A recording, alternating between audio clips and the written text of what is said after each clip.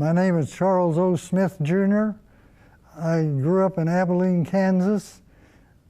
I knew Eisenhower's mother, and I graduated there in '43 and was drafted in the service. Before that, I was working out to Camp Phillips on land that my wife owns. The day I met Verna was in high school.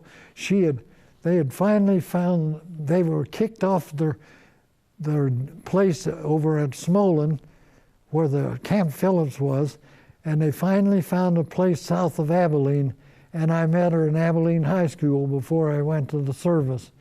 And I dated her in a Model A Ford 31 Roadster. When I worked at Camp Phillips, I did labor work because I didn't have any craft. I was still in high school.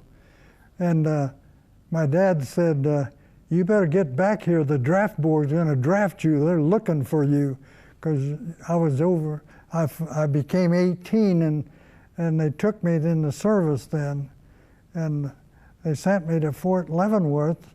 And when I was down to Fort Leavenworth, they told me, we'd like to put you in the Navy or the Marines. Because I guess I was in perfect health.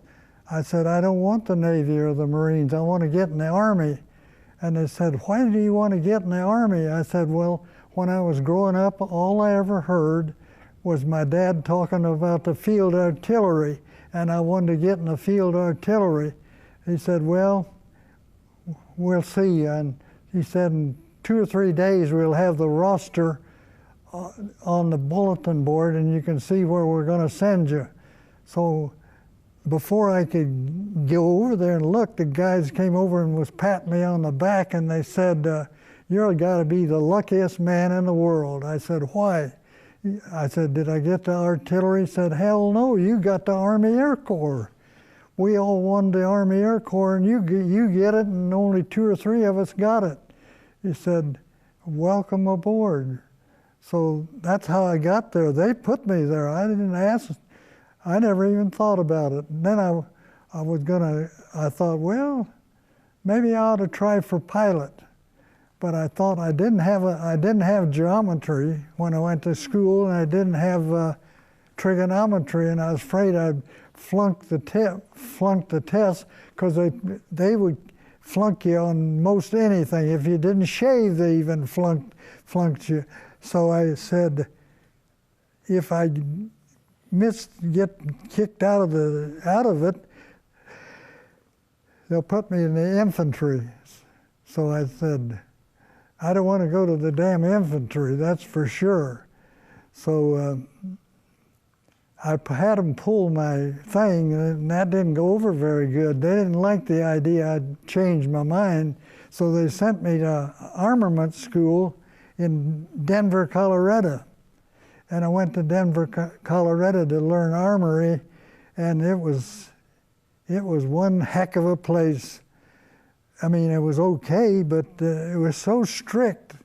What it was is teach you disciplines, what it really was. And they said, you're doing all right. And I was working on a machine gun, a 50 caliber, and the guy dropped the lid on top of my finger, and I got infection from the cordite in it and in the ammunition. And they said, well, you can't do nothing, not very much. He said, when it gets well, then you can go to do the armor stuff. See, you had to go to armory school before you be an aerial gunner. They sent me to be an aerial gunner because my height, I guess, and my eyesight and physical abilities qualified for aerial gunner. I didn't wear glasses or anything. I still don't wear glasses.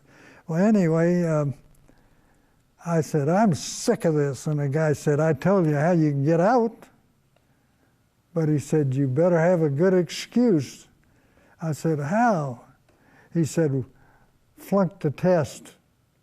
Well, the test was easy because I hate to brag, I got a mechanical ability, and they knew that. And they couldn't figure out why I flunked the test, so they made me take it over, and I flunked it again. Well, I deliberately did it. I said, I want to go overseas. Go overseas? What for? I said, well, I just want to go overseas and help get this thing over with. So they said, okay, we'll take care of that. Guess where they sent me? They sent me to Jefferson Barracks, because I'd already had infantry basic at Lincoln Air Force Base before they sent me to Lowry Field. And so I took overseas training, wallered around in the mud and the snow and stuff in St. Louis in the wintertime, and I was there for a little while, finished that course. They sent me to Patrick Henry in Virginia. I said, where are we going? They said, you're going to go on a damn ship. That's where you're going. I said, ship, yeah. I said, where are we going? Said, well, you'll find out when we get there. So I never did know where I was going. I got on a great big damn British liner called the Empress of Japan. They had the Empress of Scotland, they had the Empress of Japan, and they were owned by Canadian Pacific Railroad, and they traveled the Orient. So we landed in Port Lyoté, which is outside of Casablanca, French Morocco. When I was in French Morocco, one day we were able to get a pass, and the first sergeant said, don't walk on the sidewalk. I said, in Casablanca. I said, why? He said, well, unless you want them to throw their night soil on you. I had another name for it. I don't want to say it. You better walk out in the middle of the street, because the French were mad at us. They were mad at us because their ships were sitting out there in the Mediterranean. You could only see the masts. With the Americans and British had sunk their ships because they wouldn't turn them over to the Allies. So they hated us. They hated us like everything. So we was there for a while, I don't know, a week or two, and they said, get on, let's go down the station. I said, where are we going? Said, you'll find out. So what was down there? French 40 and 8 boxcars. They had these French 40 and 8 boxcars where they had eight horses and 40 men in there, and they hadn't even cleaned them out. And we had to put our barracks bag in there, and we had to sleep in there. No chairs, no nothing. You had to lay in there. And we went through the Atlas Mountains, went through Algeria, Oran, and ended up in Tunis, right outside of Tunis. And I said, where in the hell are we? They said, well, you're in Tunis. I said, Tunis? I said, yeah, that's where you are. So I was in Tunis for a while, and one day I had a chance. Sometimes you had a chance to go places, so they said, do you want to go down and see an amphitheater? A Roman amphitheater? I said, well, yeah, I had a curiosity. I like to see things and learn things. So I went down there, but you could not walk any place because there was German mines out there, and they used a mine detector to check for mines, and they disabled the mines that were there. So I went down, and that was quite a colossal to see. There was a stone things around like a stone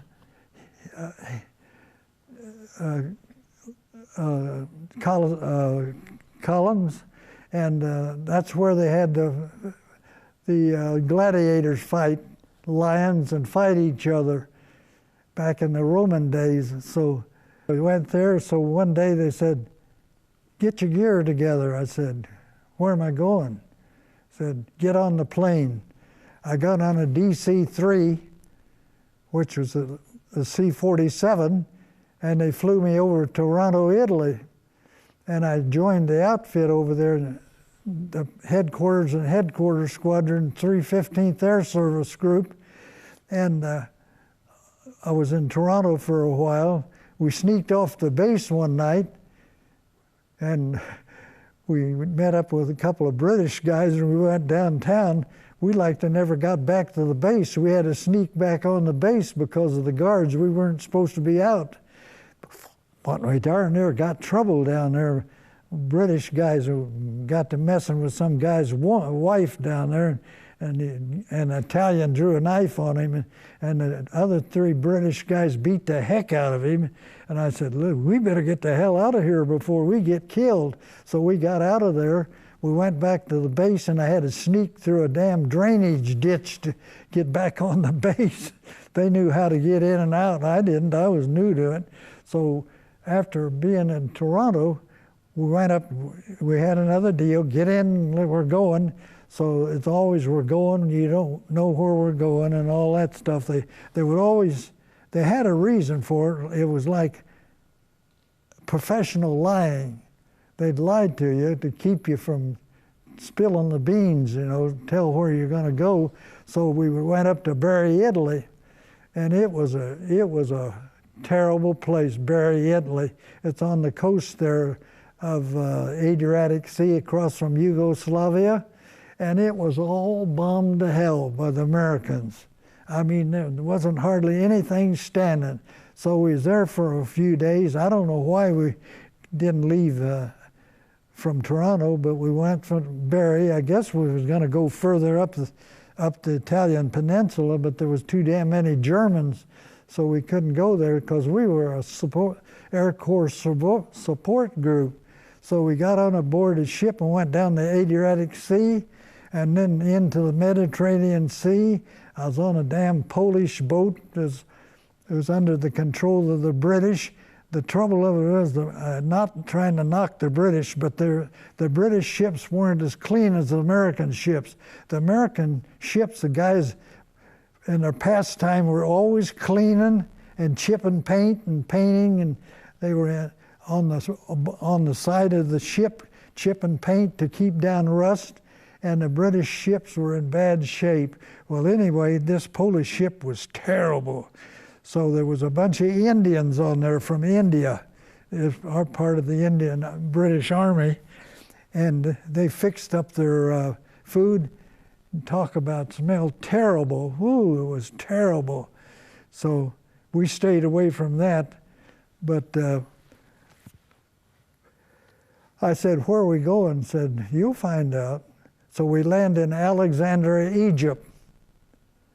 So I'm in Alexandria, Egypt, and I went down and saw a few of the sites on a pass. Had a 5-hour pass or something, 6 hours, I don't remember now. But you had to be back before midnight, I know that. I saw the different buildings and old Roman buildings and a former Greek deal where Cleopatra was, stuff like that.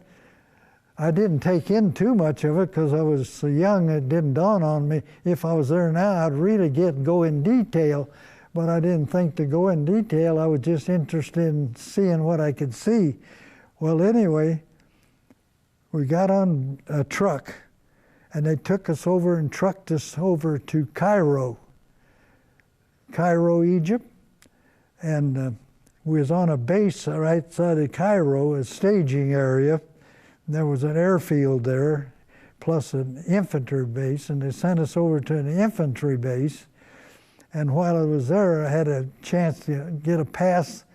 I went on a fast, I think it was electric train from Canchapara to Cairo, and I went down to Cairo to see the sights. I went down to what was like a Casbah, where all the shopping's done. It was so crowded you couldn't hardly move and wiggle.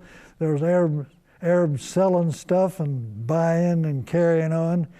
And while I was there, I had a chance to go to a mosque.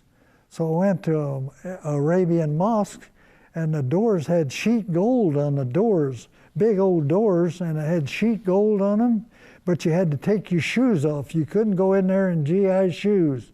So I looked it all over and got an eye full of it, and I went and toured other places down Cairo, looked around, you know, and pretty soon I was done looking, so I went back to the base, well, the same way I left, by that fast rail train, and I was out there at the base, and they said, we're leaving. I said, we're leaving, where are we going? Said, you'll find out.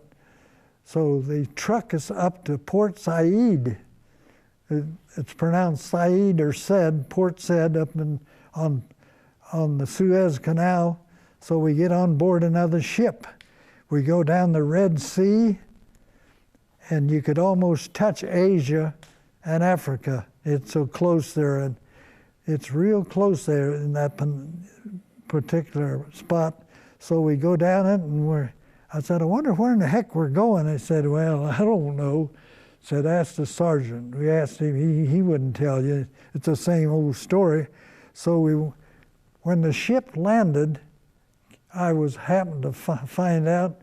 I said, now where are we? He said, you're in Bombay, India. So I was in Bombay, India for a while, and he said, we're going again. So I said, where in the hell are we going now? He said, get on the train. We got on a train. It was third class. It was kind of reminds you of a bunch of cattle cars. They had first, second, and third class, and we were in third class. Naturally, the military wouldn't put you on first class. It treated you like nothing. So we get on that, and we went through all these Indian villages, everybody hollering, Bakshish Sahib, Bakshish Sahib, holding out their hand, wanting something free. And every village had its peculiar smell. And every one of them had a brackish-looking pond out back where they sometimes washed or did it. I don't know whether they swam or not, but they'd get in the water and this and that. And I noticed on the buildings and trees there was things on there, and I wondered, what the heck are those? They said, have you ever heard of cow pies? I said, cow pies? What the hell are those? He said, well, you come from Kansas. Did you ever burn cow chips? I said, no, we didn't. I said, the pioneers did. He said, well, that's what it is. And he said, each one of them put their handprint in it. And so one day I had the pleasure of watching them. They went behind the cow when it was going to the bathroom and got their stuff, and they plastered it on the walls and on the trees to dry so they had fuel. They evidently didn't burn any wood. They were burning these cow pies. So we had landed and we kept going. It took, I don't know, it took several days. Didn't count the days. It seemed like it was forever. So we landed in Calcutta, India. And I'll tell you, that was the dirtiest, horrible place I ever was in, Calcutta. You've all heard of the black hole Calcutta. I think the whole damn town was a black hole. I never seen so many cripples in all my life. One day I had a chance to go down. Guy said, let's go down to the Ghats. I said, Ghats? What the heck is a Ghat? He said, where they burn people.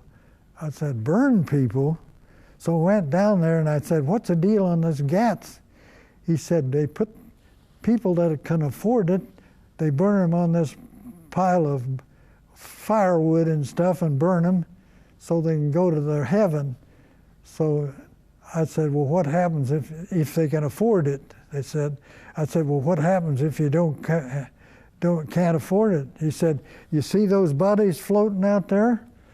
I said, yeah. I said, are they floating? I thought they were swimming. He said, no, they're floating, they're dead. And there was guys out there bathing, and once in a while you'd see somebody throwing this water on them, and I thought, hell, they're throwing the water on them. He said they might even take a drink. And the damn people were out there bathing there when these bodies were floating out. I guess they went down to the Bay of Bengal. That's where this, I think it was the Ganges River, I'm not sure. But the rivers all in that area all flowed to the Sea of Bengal. Well, anyway, we were there for a while, and I went downtown. I never went to any place except the USO. The USO run a place there for GIs where you could get maybe get something to drink or get a sandwich or something. Of course, you had to buy it. So we went down to USO and read the magazines and stuff like that. So one day they said, "We're leaving." I said, "Leaving? Where are we going?" And I thought, I shouldn't even ask because they ain't going to tell me anyway. So we got on a plane, a bomber, B-24, which is converted to called a B-87. Yeah, see, 87 I think it is.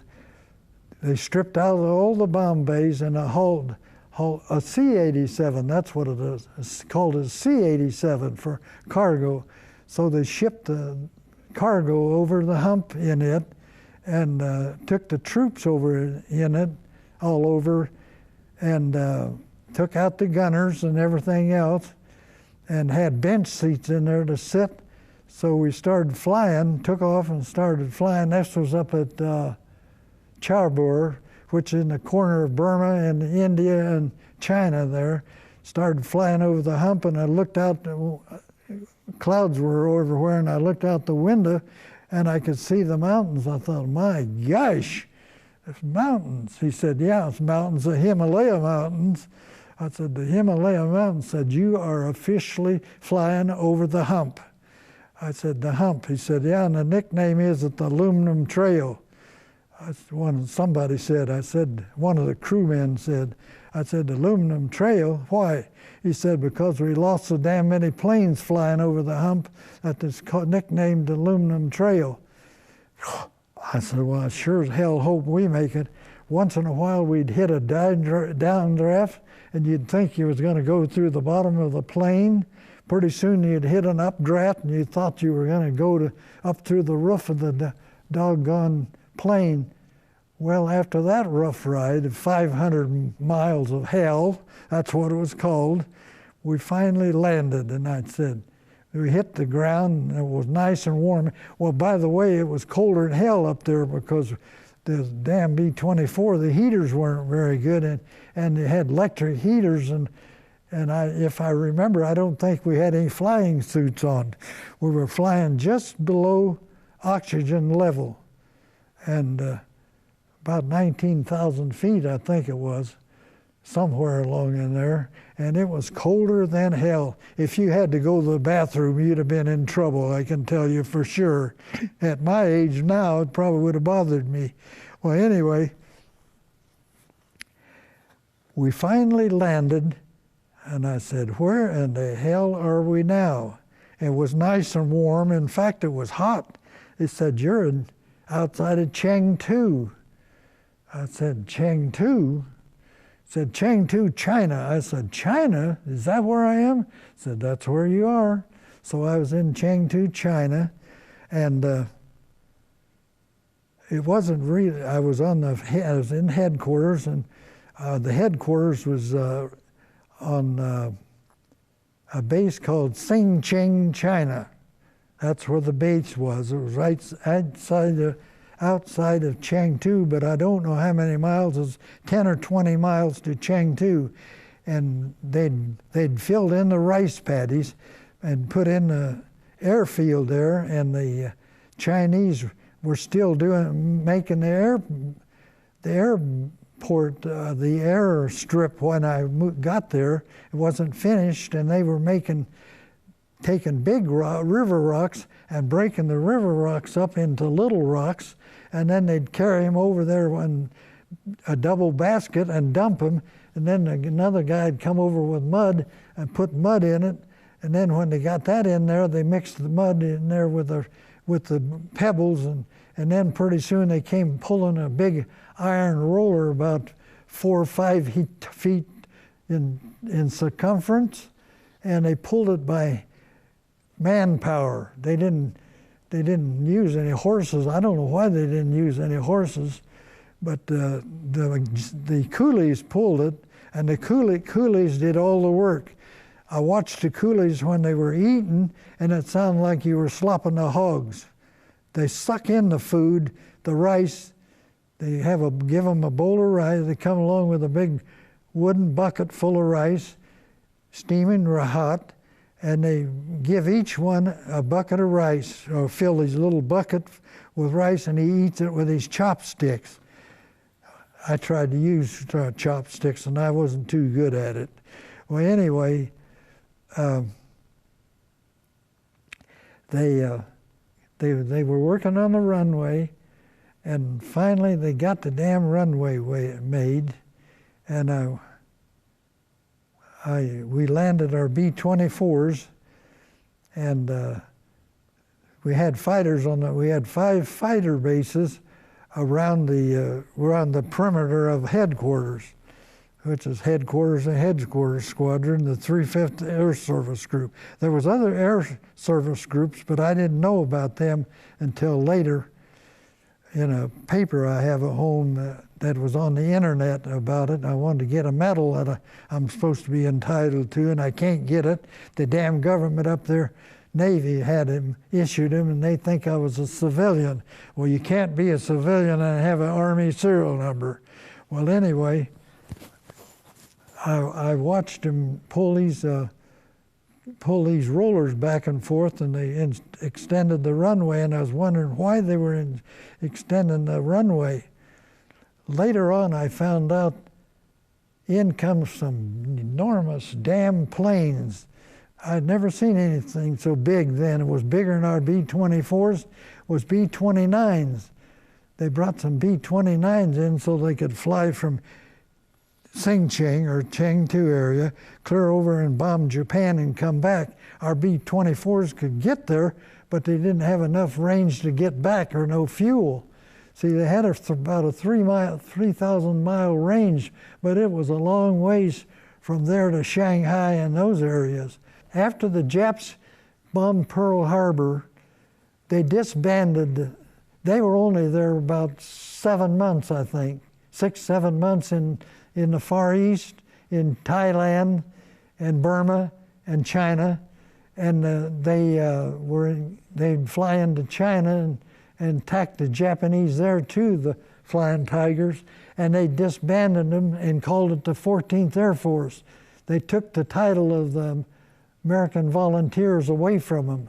See, they called the American Volunteers in Washington, the guys that didn't like the idea, they called them the mercenaries, because they got $500 for each Japanese plane shot down. They got $500 a month pay, which is about more than a colonel got. Well, anyway, there was jealousy there, so they tried to keep supplies away from Chenault. What they were trying to do, it seemed like to me, put him on a starvation diet. We damn near starved, really. The stuff we had to eat, the garbage we had to eat. So, Stilwell was ahead of the whole CBI theater then, but Chenault was head of the China part. So Stilwell was in Burma, and the Japs ran him out of Burma. He said they ought to have infantry there. Well, hell, the China's so damn mountainous. With mountains, you couldn't fight with infantry. Chenault says you got to have the Air Force to whip the Japs here. So there was a big controversy, and Chenault and Stilwell didn't get along. So finally, Chenault had to go to pull strings. Him and Chiang Kai-shek had to go to Franklin Roosevelt to get new planes and supplies for us, because we didn't have a damn thing. Those original guys in the AVG didn't have enough ground people to help work on their planes. They had to work on the damn things themselves. They flew sometimes 5 missions a day. And I'll tell you, that flying 5 missions a day in combat is something else. That was in the 29s came there in the first part of 45, I think it was. We had the War I. The Flying Tigers had the War I in China then, but they wanted to bomb Japan, and so they brought in those 29s. We didn't get along with the 29 outfit. It was a LeMay's 20th Air Force, and we didn't get along with them. They were jealous of the company. the accomplishments that Chennault made. See, the Chennault's Flying Tigers with the 14th Air Force, which was called the Flying Tigers, shot down 2,500 Japanese planes. Nobody else has that record, plus thousands of tons of shipping of the Japanese, killed a lot of Japanese soldiers, bombed the bridges so they couldn't take the rest of China. They damn near had all of China until we got some help over there. Got the 14, got some more men. See, they were always short. The original Flying Tigers was in a volunteer group. They called them mercenaries. They got paid by the Chinese government, which indirectly got paid by Uncle Sam. It was a deal worked out with Roosevelt, Chiang Kai-shek, and Chennault that these guys, flyers, would teach the Chinese how to fly airplanes. They didn't have hardly an air force at all, so the Japs were running all over them. The Japs, we had about 12, at least 10 or 12 bases in East China, and the Japs had captured all of them. We had to leave, and they just barely got out.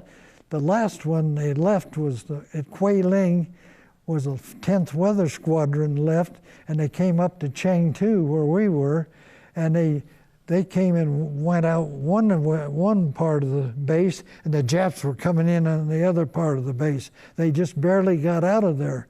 Well, anyway, without the 14th finally getting some guys, they wanted to call it the 14th Air Force. They wanted to take away the Flying Tiger emblem up in Washington. And Chennault and Roosevelt and Chiang Kai-shek, especially Chiang Kai-shek and Chennault, says, "You're not taking away the Flying Tiger emblem. Don't give a damn what you call it.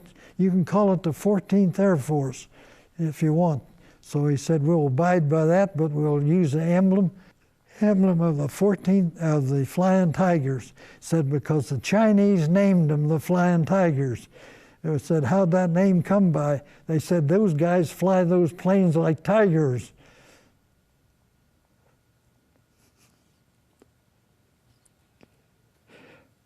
So that's how they got the name of the Flying Tigers. And we wore the Flying Tigers on our right side of our blouse and our shirts, and we wore the CBI patch on the left. The CBI patch had the Chinese star in it and the American star and the American shield. We were always short personnel, so they sent me to be in the administration part because I'd had bookkeeping and typing in high school. I took a commercial course, and so they put me in the finance office, and I was in the finance office for a long time in headquarters, so I got kind of tired. And then you had to alternate. I worked in secret messages. I knew what was going, and I had to record all the messages came in from the other areas, you know. And then everybody had to pull CQ every now and then. That's when you stay up all night to watch things and keep things in order and check. Well, anyway, I got sick and tired of that later in the deal. You were gonna be able to get more rank, so they said, "We'll make you an acting sergeant, and before you can become a sergeant instead of a private first class." Well, see, I was in an old outfit, and all the older guys had the rank, and hell, you did all the work, and they didn't do hardly anything, but you didn't get any rank. You didn't even get any medals or nothing when you was there. It took me 62 years to get my damn medals. Anyway, they said, "We're going to open a slaughterhouse over on one of the fighter bases." We had 5 of them, A1, A2, 3, and 4, and 5, where they had the fighters that surrounded Chengdu area to protect the bombers, because the Japs were after the bombers. Well, anyway, I took that job.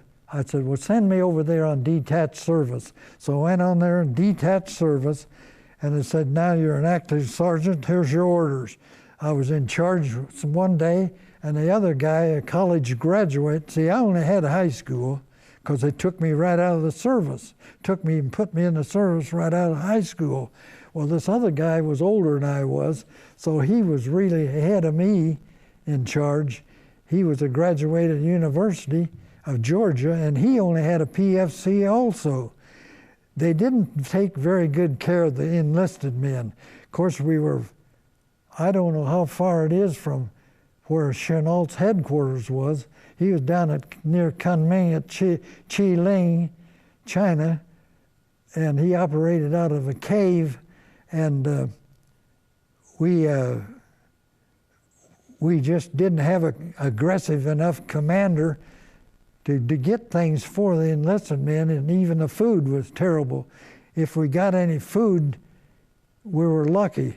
We were supposed to try to get food from the Chinese, and the Chinese didn't have much to give because they had a lot of people that moved from the East Coast to get away from the Japs, and they went inland, and they were around there, and they had to try to help feed them. I never ate a bit of rice when I was in China, and they grew nothing but rice where we were there outside of in Xinjiang, and I can tell you how they grew that too. Well, anyway, if you ever ate eggs that was buried in the ground that smelled like the ground, about make you throw up, it was terrible. Sometimes there was a dead chicken in them, and they were black, and they smelled like the ground stunk. And it didn't bother the Chinese. Hell, they were used to it. They ate boiled radishes. We had to eat boiled radishes. You could not eat any green stuff at all. Everything had to be cooked to death because they put human excrement on the vegetable gardens to make them grow. And if you ate that stuff, you'd get immediate dysentery and die. So we had orders, don't eat any raw vegetables. So we never ate any raw vegetables. I don't even know how we made it.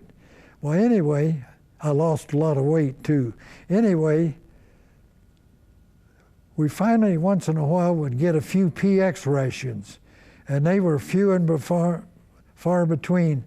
And they'd send over some summer chocolate. It was kind of bars, and it was mostly paraffin, and it had chocolate mixed with it, chocolate flavor, and you got that as a treat. And you might get a can of meat and beans once in a while, or vegetable stew or something like that in a real small can about the size of potted meat. And I traded for most of the guys wouldn't eat the other. They only wanted to eat the meat and beans, so I traded mine for the other stuff. So I ate the hash, and that it was called hash. It had onions and that in it. Then we had to eat boiled radishes, and I'll tell you, I hate turnips. I won't eat turnips today. I can't stand them. I can't eat radishes. And we ate them damn boiled radishes. And I'll tell you one thing, the only other thing they sent over there, they managed to get the damn cigarettes and the beer over there instead of sending K rations or C rations. We never got any K rations or C rations in China. I got them in North Africa, in Italy and there, but not in China. Well, one day the Japanese, one night the Japanese came over and bombed us. They used kind of anti-personnel bombs, little bombs about like size of a small bazooka shell, and they had C ration tins on them for fins, and wondered where in the hell those come from. We don't get anything like that. We think that they were bootlegging them some way from India to the Japanese or something, or the spies or something. I don't know how the Japs got them, but they got them. And they'd come over and strafe us. And I'll tell you, when they came over from strafing, we had orders, don't fire at them. And guess what we had to fire at them with? An 1903 Springfield rifle. Air Corps guys with a Springfield rifle. When I was working finance, if we had a payday, I used to have a 45 automatic. Well, anyway, you couldn't hit a plane with a 45 automatic. Well, anyway, we jump in the foxhole when they had a air raid, and the Chinese had the slickest air raid system I ever seen in my life. They had these bamboo-covered balls they'd bring up. They were big, like about the size of 10, you might say 10 basketball sizes. And they'd bring those up and then tell you how close the Japs were to raid. And that's how we were informed of the raid. They didn't use any telephones or nothing because the Japs probably had them tapped anyway. Well, anyway, that's how we knew they were coming, so we'd be waiting for them. So the fighters would go up after them, and they flew in any weather, any time, night and day. And I'll tell you, most of them never got back to their base down in the Yellow River Bend because the Flying Tigers shot them down. They couldn't get back. The last raid we had was on the 4th of July, and there was rumor that there was a woman pilot in there, a Japanese woman pilot. I didn't see her, but I remember the day about noon when they shot her down, shot the plane down.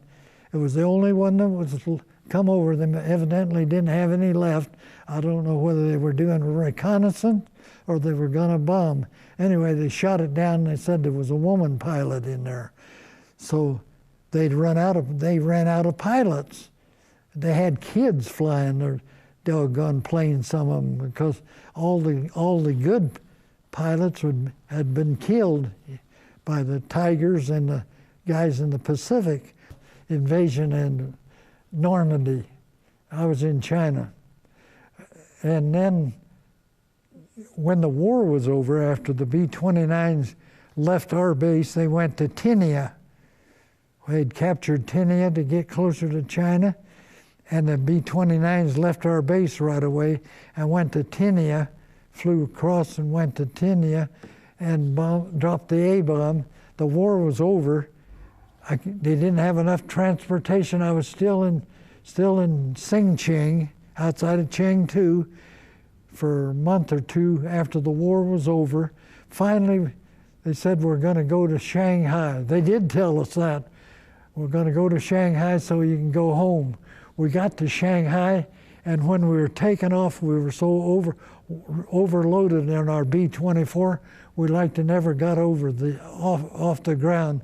And the pilot, I heard the pilot say, oh, crap, I don't think we're going to make it. I thought, 19 months in China, well, not quite, 17, 18 months in China, I'm not going to make it. So we finally just barely got off the runway, and it took hours to get from Chengdu to Shanghai, China. I was in Shanghai, China for at least a couple of months. Well, let's see, the war was over in September. I went there in maybe October or November. Couldn't get any transportation home. Wasn't no ships, so I had to stay there in Shanghai. So I went downtown Shanghai, and people that was in the international settlement kind of adopted the GIs, and we took us out to dinner and stuff, and they knew where to go. So you didn't dare. You had to watch where you went, so you didn't go just any place to eat. It had to be approved by the U.S. government. But they adopted us, and they couldn't do enough for us. They were so thankful to be liberated. They were in a international settlement with all kinds of nationalities. There wasn't no Italians and there was no French, unless it was free French, but they were Portuguese and British and Americans and that in this that was captured by the Japanese, and they were put in a concentration camp. And so they went back to their apartments. They had apartments where they lived. They worked for the Shell Oil Company and finance places.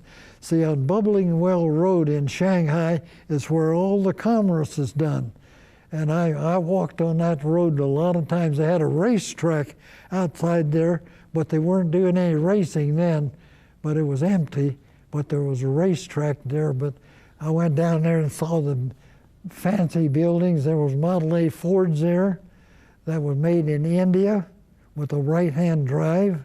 There was other Chevrolets and stuff, but mostly Fords, because Ford had a plant in India. Well, anyway, I was there for a while and couldn't get out to come to the home. And so finally, well, the war was over, and I was there. And I was there at the start of the Cold War. The minute the war was over, we had to be careful because the communists had jumped Chiang Kai-shek, the nationalist Chinese. When I left Shanghai, I left on a Liberty ship on the North Pacific and bounced all over the damn Pacific Ocean. And it was colder than the devil. I mean, it was cold at North Pacific, and landed in Tacoma, Washington. We were supposed to land in Seattle, a port of Seattle, but it was full of ships and we couldn't go there, so they sent us down to Tacoma, and I landed in Tacoma, and I was in Tacoma, Washington for a while. My experience in the service gave me an education. I learned a lot of things I never could have learned in Kansas or any other place. I saw stuff that nobody else has seen. I even tried to climb the pyramids when I was in Egypt. I would say, if nothing else, if you want to learn something, join the service. You will learn a heck of a lot, and they'll make a man out of you. They had a saying, we'll make you or we'll break you. And I'll tell you, if you don't learn discipline, you'll be in trouble. That's a good place to learn discipline, I can tell you for sure.